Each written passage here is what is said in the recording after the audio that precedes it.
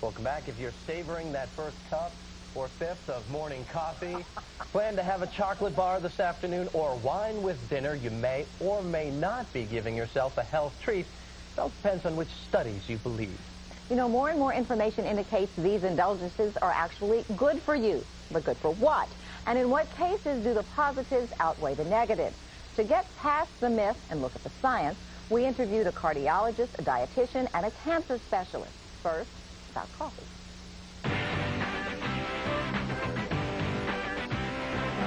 Wake up and smell the coffee. Maligned as a vice for its addictive properties, and now it's stole for potential health benefits. The issue, of course, is the caffeine in the cup.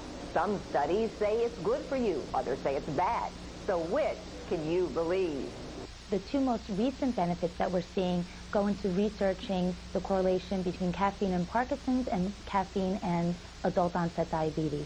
Tanya Zuckerbrot is a registered dietitian. She says new research shows the caffeine in coffee may elevate the levels of dopamine in the brain, thereby reducing the risk of Parkinson's disease. She also says caffeine may help the liver to process glucose and combat the onset of adult diabetes. And that's why researchers are not saying that you should be drinking more coffee, but if you do drink coffee, feel free to enjoy it because there might be some positive health benefits. Welcome back. So is red wine the toast of every heart-healthy meal or not? Roseanne continues her series on sinful or sensible indulgences with this look at red wine. Sinful or sensible? Now, Rob, red wine has been the stuff of poetry and song, from Lord Byron to the Beatles. To find the truth about the noble grape's health benefits, we spoke with a cardiologist, a dietitian, and a cancer specialist.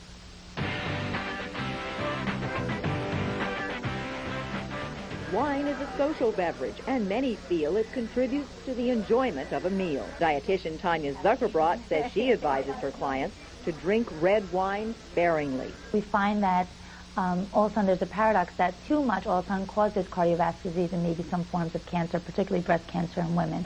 She says women should have no more than 4 ounces of wine a day and no more than 8 ounces for men.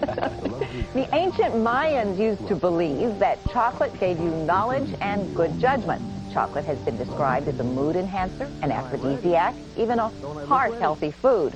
But you should take that chocolate with a grain of salt.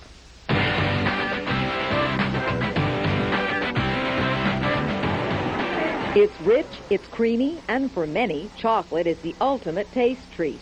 There's a difference between dark and light chocolate in more than just taste. There's a difference in potential health benefits. Dark chocolate has a much higher concentration of those antioxidant flavonoids, perhaps more than any other food, including wine, blueberries, and green tea. So 1 ounce of bittersweet chocolate is going to be very rich in flavonoids versus what typically Americans eat, which will be a huge Snickers bar, which is also loaded with caramel and nuts and a lot of sugar. And that's the rub, the fat and calories added by the creams and sugars. And for those who argue it's the fat that makes it taste good, there are some fats that are better than others. The kind of fat that's found in cocoa butter is called stearic acid. And stearic acid has been shown to increase HDL cholesterol, which is your good cholesterol.